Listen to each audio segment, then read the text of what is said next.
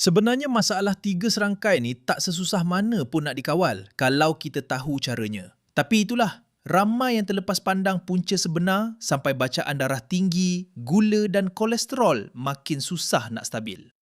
Aku masih ingat lagi masa mula-mula badan mula bagi tanda. Mula-mula ingat penat kerja biasa.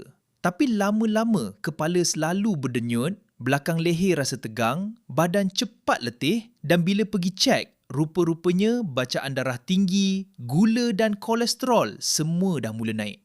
Masa tu memang risau. Siapa tak takut bila doktor cakap kalau dibiarkan risiko strok, serangan jantung dan masalah buah pinggang pun boleh meningkat.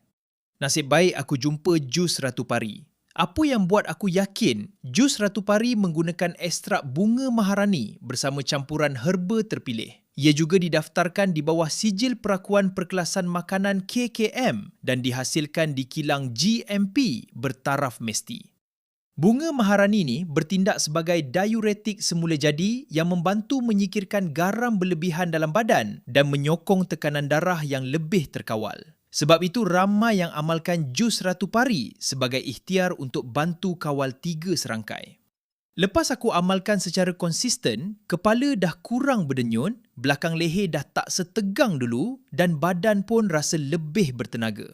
Bila buat pemeriksaan berkala, bacaan kesihatan aku juga semakin baik berbanding sebelum ni. Baru aku sedar, tiga serangkai ni jangan tunggu sampai jadi lebih teruk baru nak bertindak. Kalau korang pun tengah mencari ikhtiar untuk bantu kawal darah tinggi, gula dan kolesterol, cuba tengok jus Ratu Pari dekat beg kuning. Sekarang tengah ada promosi diskaun 50%. Jangan lepaskan peluang ni.